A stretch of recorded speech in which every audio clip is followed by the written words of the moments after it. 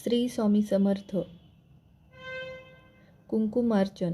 कुंकुमार्चन केल्याने कुंकवाचे महत्त्व कसे वाढते हे आपण या व्हिडिओमध्ये पाहणार आहोत. देवीला कुंकू हे अतिशय प्रिय आहे. कुंकू हे हळदीपासून बनवले जाते. हळद ही सुवर्णांची गुणधर्म धारण करते. ती रजोगुणी आहे.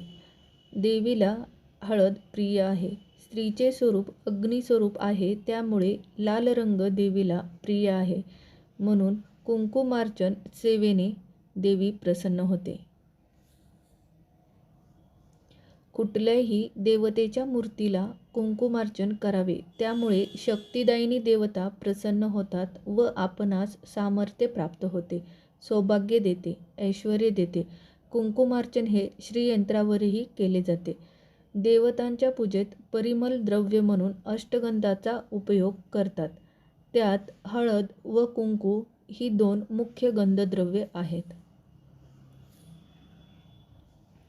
रामप्रभूंनी रावण व कुंभकर्ण यांना मारल्यानंतर आपल्या स्वरूपात विलीन करून घेतले. त्यामुळे त्यांची ज्योत सभोवती फिरत होती.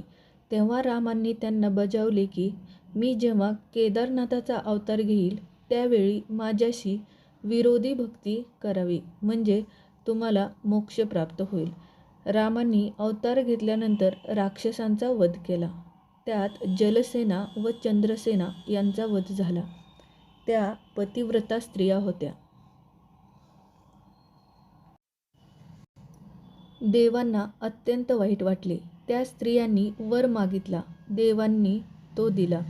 हळद कुंकू ही द्रव्ये स्त्रियांनी लावावीत, तरच त्या सौभाग्यवती सुवासिनी स्त्रिया मानल्या जातील, असा वर देऊन नेमाला दंडक घातला.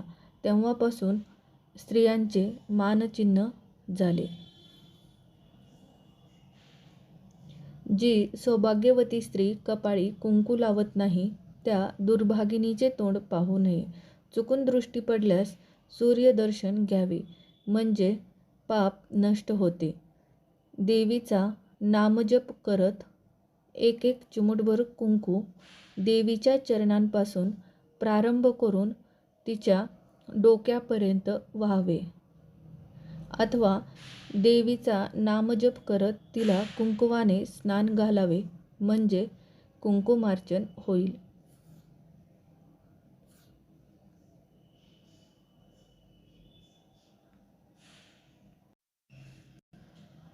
कुंकुमार्चन करताना देवीची प्रतिमा अथवा श्रीयंत्र अथवा प्रतिकात्मक वस्तू, सुपारी तसेच यंत्र तामनात घेऊन सुचिर्भूत करून घ्यावे. त्यानंतर करंगळी व चाफेकळी बोटांचा स्पर्श न करता केवळ अंगठा, तर्जनी व मधले बोट यांनीच कुंकुम घेऊन देवीच्या चरणापासून मस्तकापर्यंत व्हावे, अथवा कुंकवाने स्नान घालावे. कुंकवात शक्तितत्व आकृष्ट करण्याची क्षमता जास्त असते, म्हणून देवीच्या मूर्तीला कुंकुमार्चन केल्यावर ती जागृत होते. कुंकवातून येणाऱ्या सुवासास शक्ती आकृष्ट होते. या सुवासाने देवी प्रसन्न होते. म्हणून देवीच्या पूजेत कुंकवाला फार मोठे स्थान दिले आहे. मूळ शक्तितत्वाच्या बीजांचा गंध हा कुंकवासारखा आहे. म्हणून देवीला कुंकू लावले की देवी जागृत होते. देवी सहस्त्रनाम म्हणत देवीला कुंकू अर्पण केल्यास देवी लवकर प्रसन्न होते.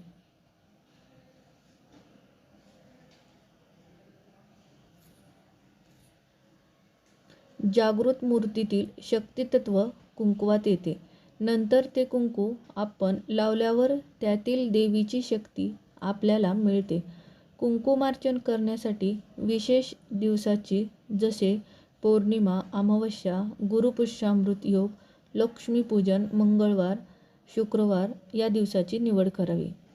मूळ कार्यरत शक्तितत्वाची निर्मिती ही लाल रंगाच्या प्रकाशातून झाली आहे. शक्तितत्वाचे दर्शक म्हणून देवीची पूजा कुंकवाने करतात.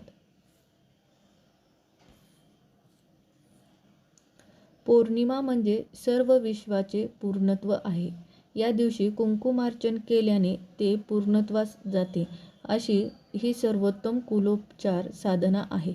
म्हणून दर पौर्णिमेला कुलस्वामिनीला कुंकुमार्चन करावे, म्हणजे घराला पूर्णत्व येते. दुर्गाष्टमी. अमावस्येनंतर येणारी शुक्ल अष्टमी म्हणजे दुर्गाष्टमी. या दिवशी देवीचे अष्टभाव जागृत होतात. म्हणून या दिवशी सकाळी किंवा रात्री कुंकुमार्चन करावे. ज्या मूर्तीवर कुंकुमार्चन केले आहे ती मूर्ती दिवस आणि रात्रभर त्या कुंकवामध्येच ठेवावी. सकाळी ती मूर्ती कुंकवामधून बाहेर काढून नित्यपूजेत घ्यावी व ते कुंकू सुरक्षित ठेवावे. ते रोजच्या वापरात घ्यावे. रोज कपाळावर लावावे, त्यामुळे अपशकुन घडत नाही. तसेच घराच्या उंबऱ्यावर ते कुंकू ओले करून 3 पट्टे ओढावेत, त्यामुळे वाईट शक्ती घरात प्रवेश करू शकत नाही. तसेच घरातून बाहेर पडताना यातील कुंकू कपाळावर लावूनच बाहेर पडावे व एक कुंकवाची पुडी करून सतत जवळ ठेवावी. त्यामुळे जारण मारण, करणीबाधा हा दोष लागत नाही.